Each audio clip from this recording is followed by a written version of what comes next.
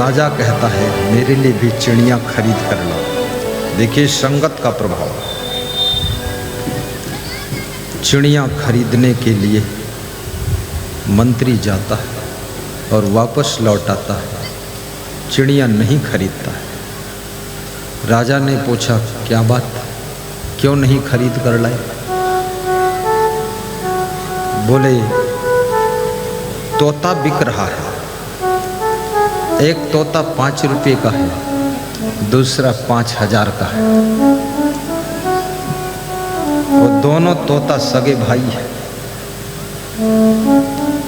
5 रुपये का जो तोता है काले रंग के पिंजड़े में है, जो 5000 का तोता है वो सफेद रंग के पिंजड़े में है, उजले पिंजड़े में। कौन सा लाऊं तोता बताओ? राजा ने कहा अरे छोड़ो, दोनों ले लो, क्या फर्क है? एक सस्ता मिल रहा, दूसरा महंगा। लेकिन पूछ लो ये दूसरा 5000 का क्यों, और ये पहला वाला 5 रुपये का क्यों? बोले मैंने पूछ लिया तो उसने बताया है कि मैं ये बात नहीं बता सकता, जब खरीद कर ले जाओगे तब इसमें अंतर पता चलेगा। एक तोता 5 रुपये का, दूसरा 5000 का, दोनों सगे भाई है तोता, डिफरेंस इतना है प्राइस में। राजा ने कहा दोनों खरीद लाइए। दोनों तोते आ गए। जो 5000 की कीमत का तोता था, राजा ने कहा कि इसको हमारे कमरे के बाहर बरामदे में टांग दीजिए, पहले इसकी परीक्षा लेता हूं। तोता पिंजड़े में टांग दिया गया। राजा अपने दरबार से मीटिंग करके, सेटिंग करके, प्लानिंग करके 8 बजे रात को लौटा। तोता जाग रहा था। तोता ने कहा राजा साहब मेरा प्रणाम स्वीकार करो, बहुत रात हो गई, शीघ्र आ जाया करो, जल्दी आराम किया करो, शुभ रात्रि, जाइए विश्राम कीजिए। राजा ने कहा अरे ऐसे शब्द तो मेरी पत्नी भी नहीं बोलती और ना तो मेरा बाप कभी बोला है, ये तो बहुत अच्छा तोता है, इसके शब्दों में मिठास। फिर तोता बोला राजा साहब थोड़ा कुर्सी पर बैठिए, एक भजन सुनाओ।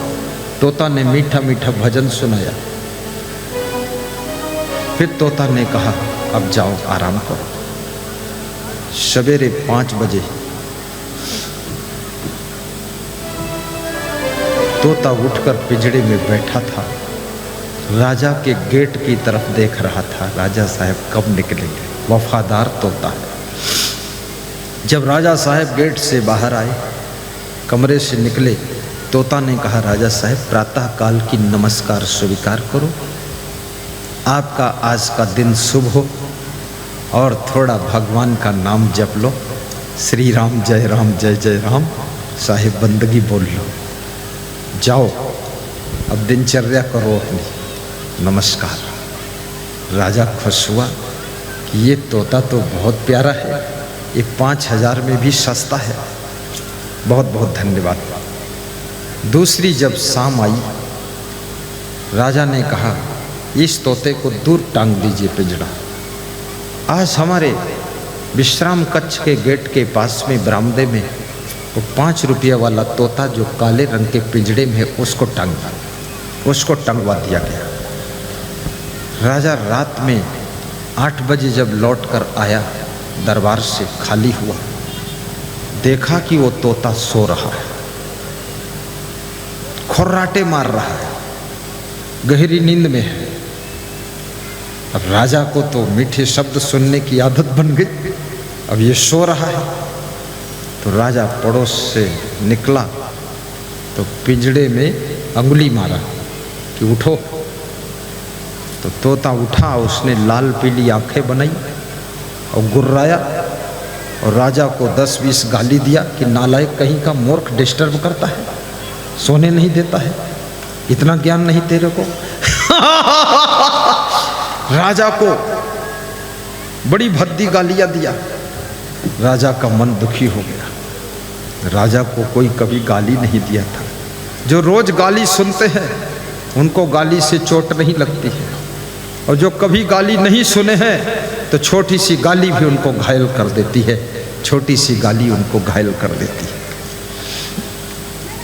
राजा बड़ा दुखी हुआ, चला गया कमरे में। बहुत देर तक नींद नहीं आई, चिंता हो गई कि ये तोता बहुत आज मेरा अपमान किया। राजा सवेरे 5 बजे उठा और उस तोता को देखा, वो 5 बजे भी सो रहा है। तो राजा संकोच में कुछ भी नहीं बोला। 6 बजे आया फ्रेश होकर, देखा फिर सो रहा है। 7 बजे निकला तो फिर सो रहा है। तो राजा से रहा नहीं गया। राजा ने थोड़ा पिंजड़ा हिलाया, बोले उठो तो श्रीमान जी, शाम को 8 बजे सो गए और सवेरे 7 बज गए, 11 घंटे हो गए, अभी उठे ही नहीं रहे हो। तोता उठा और गुस्सा में मादर फादर की बहुत गालियां दिया राजा कि सुबह मीठी नींद आती है तेरी ऐसी तैसी।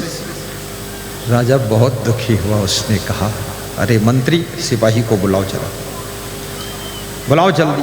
सिपाही आया। ए सिपाही, इस तोते को पिंजड़े से निकाल कर इसकी गर्दन ऐंठ कर मार कर फेंक दो। याद रखना, गाली देने से पहले यह भी सावधान रखिए किसको गाली दे रहा हूं, जान भी जा सकती है। किससे टकरा रहा हूं, चकनाचूर हो सकते हो। मध्य प्रदेश में एक नदी हमने पार किया,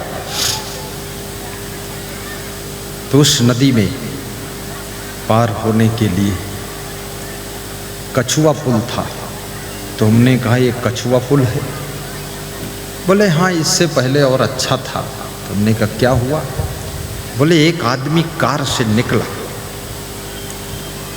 तो इस पुल के ठेकेदार उससे भिड़ गया। तो उसने कहा कि किससे भिड़ रहे? बोले अब तो ये छोटा सा है, बड़ा सा था वो। भिड़ गया सिर्फ पैसे के लिए। तो उसने कहा ठीक है, पैसा तो दे दूंगा, लेकिन ये पुल रहेगा नहीं। जब रातों रात पुल उखाड़ कर फेंक दिया गया, इतना फोर्स आया, सब बिजनेस खत्म, ठेकेदारी खत्म, और ठेकेदार को बड़ी ठोकर लगी। किससे भिड़ गए? याद रखना, हर व्यक्ति से पैसे की ख्वाहिश मत कीजिए। कुछ लोग ऐसे आएंगे, केवट ने राम को पार उतारा था गंगा से, पैसा नहीं लिया था, और केवट ने यही कहा था प्रभु हमने गंगा पार किया है तुमको, तुम हमको भवसागर से पार कर देना, हम भी मल्लाह हैं, तुम भी मल्लाह।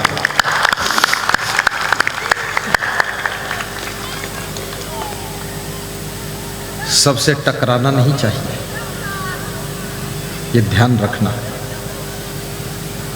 कुछ लोग ऐसे हैं जिनसे केवल प्रेम लीजिए, पैसा छोड़ दीजिए, देखना वो कितना फायदा करके जाएंगे।